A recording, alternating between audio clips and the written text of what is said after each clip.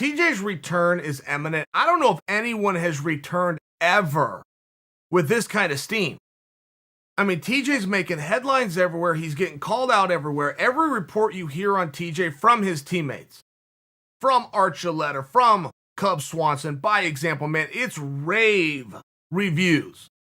Those guys are saying quietly, not in interviews, not to build up quietly, privately, when you talk, that TJ's never looked better. They are saying that he's never been hungry, he's never been more disciplined, he's never been to practice so early and stayed so late. I mean, everything you hear about TJ Dillashaw. Not to mention, I don't think TJ went out with the level of steam that he's coming back with, and he went out as a main event debuting on ESPN. I mean, he went out pretty goddamn hot. I think he's hotter now. He's being called out from guys all over the division. He's doing interviews with reporters all over the place, and he doesn't even have a fight announcement. We just know that he's eligible for license in 27 days. So, if I was to make a prediction, not a hope, not who does I hope TJ fight, if I was to make a prediction of who he's going to fight, it's the same prediction. Who I think he's going to fight and who I hope he fights, it's the same Urijah Faber. But let me give you the background, okay? In case any of you have forgot or any of you are brand new, there is a story here which is real simple. Urijah Faber has a gym called Alpha Male. TJ Dillashaw starts his career, day one, he's at Alpha Male. TJ goes on, captures a world championship over Renan Barão, which at that time went down as the biggest upset in UFC history based upon the odds. TJ was a 7.5-1 underdog, and I don't think TJ lost a round. He dominated this fight. And I'd have to go back and look. You know what I can't remember, guys? I can't remember the very first round. But I largely don't remember it because I largely wasn't interested because TJ was going to get smoked. But then this ended up not being a competitive fight. TJ kicked his ass and becomes world champion in accomplishing the biggest upset in this sport's history at that time. I believe Holly Holm, the night she knocked out Ronda, was actually an 8-1 dog. I believe that Holly now has that record. Don't quote me on the second part. At the time TJ becomes world champion, he is with Alpha Male. He trained with Alpha Male. They got him to the highest levels, got him to a championship fight. Oh, by the way, they got the championship. That is their guy. Dillashaw. Great. Relevant to the story, though, because at some point over the course of Alpha Male, they bring in a new head coach. They bring in a new head coach named Duane Ludwig. And Duane and TJ hit it off. I mean, these guys get along great. And I think that Duane was in the corner the night TJ won the world championship. I believe that Duane was credited with that world championship. But it's very relevant because Coach Ludwig had a falling out with something over there. Whether that was with Urijah, whether that was with the gym, whether that was the city of Sacramento, like something with his time there didn't work and he wanted to go back home to Colorado, and he did. He did.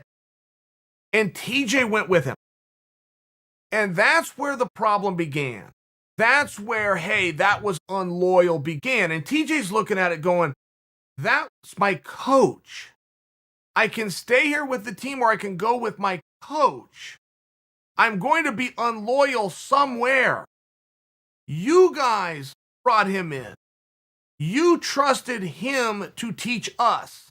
I trusted you that he was the right guy. So I bonded and latched on and gave him the opportunity to show that he was, and it turned out you guys were right. He was the right guy. Very tough spot for TJ. So then TJ even hedged. I want to tell this story for TJ because TJ came out of this thing like the skunk at the garden party. And I think if you take a closer look and you're fair and objective, you may not have that conclusion. So TJ hedges and goes, here's what I'm going to do. This is my home, talking about Sacramento. I'm going to get a place in Colorado. I'm going to go out there and I'm going to do some training with Coach Ludwig. He's going to corner me. But I'm going to come and live back here. Now, I don't know how TJ divided that time. I would imagine. TJ's one of these guys that trains all year. He doesn't go into a training camp. He trains all year long. So most likely when it was the official camp phase, which is roughly 8 weeks before a fight, he jetted out to Colorado, did his real serious, intense, strategic training with Coach Ludwig, And then the rest of his life went in the alpha male room and got his workouts, making sure he was staying within striking distance and keeping his weight down and staying sharp prior to the camp where he went and polished up. I think I'm right on that. I think I'm really close, if not spot on. Point being, he hedged and he told everybody up front. There was nothing behind the scenes, nobody behind the back, no deal over here and a different deal here. He told everybody. And the reason I know that is I was one of the people told, and this was as a viewer. As a viewer watching through the media, I was given all of the information because TJ disclosed it, and TJ never got credit for that. They even called him a snake. One thing TJ was not was a snake. He did nothing slippery. He backstabbed nobody. You made him liked the answer, but TJ gave you the answer. Save that thought. Save that thought, because the villain in this story is also not Urijah, who did have his feelings hurt about it and goes, look, I brought in Dwayne. I had a problem with Dwayne. You need to back me and not go with him. Not my only champion packs up and goes with the guy that I just had an issue with. So now you meet Dwayne Ludwig, not the nicest guy you're going to run across. But these guys are still all mad. I mean, everybody's mad at everybody. So what's going to happen? Then you have the Ultimate Fighter. Ultimate Fighter was relevant because Urijah Faber was coaching opposite Conor McGregor. TJ was one of Urijah's coaches, and Conor started the fight between the entire team and TJ. Conor is the one that kept telling Urijah. Cameras would be rolling, but Conor pull Urijah aside and say, hey, that guy's a snake. How could you possibly trust him? You make him a champion and he leaves you? Then you bring him on your team like you can't trust him. So Conor's the one that got this whole thing going, right? Like this master puppeteer. But and Urijah didn't go for it. Urijah goes, no, man, he's not. He's none of those things. That's my boy. It's okay. It's okay. Urijah defended him. It was one of these things that just kept going. And then once Conor spoke up, then some of Uriah's other teammates started speaking up, going, hey, Urijah, I actually agree with Conor here. This is a bunch of crap. You pick one. Have your foot in two different ponds. So they put a lot of pressure. TJ starts feeling unwelcome in Sacramento and goes, guys, I get it, but I can't train under those conditions. I'm out. Staying in Colorado.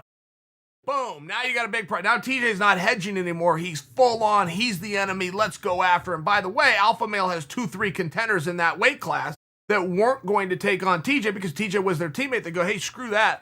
Line up the match. I mean, it ended up happening. Cody Garbrandt's one of those guys. But this is the backstory on it. And this is one of these things that's just not going to go away. And when you have the return of Urijah Faber, I mean, Urijah Faber retired for a minute there. The fact that he's back, you have the suspension being completed in 27 days of TJ Dillashaw, he's going to be back. You can't keep these guys apart. Not to mention, they don't want to be apart. Those guys don't want to not fight. They want to fight. And you have to understand, they know who's going to win. I don't know who that is. But they know. They trained together every single day. Better part of a decade? 7 years? 8 years? Every day. They fought. They know who's going to win. Whoever that is not doesn't care. Does not care. Because he knows in the process, whether he gets his hand raised or not, he's going to get his licks in. And that's all he wants. And you don't have fights like that. You don't have stories like that. You don't have grudges like that. Not to mention, they both matter in the division. You get a jump on TJ, a former world champion, it matters. You get a jump on Urijah Faber, the biggest star the weight class has ever seen. Many weight classes, by the way. 145 and below has never had and you got to couple them all together because they were all brought in, right? All called the lighter weights. They were all brought in together. Never anybody move a needle like Urijah Faber did. I find it very compelling that they know who's going to win, which means they know who's not. And whichever one is in the not pile is showing up anyway.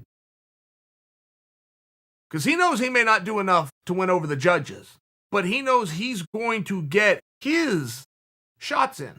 And that's true. Those guys are going to bludgeon each other. One is going to do it more than the other. Interesting match. It's a match that has to happen. There's no other word. Has. Not we want, not we like, not could. It has to happen.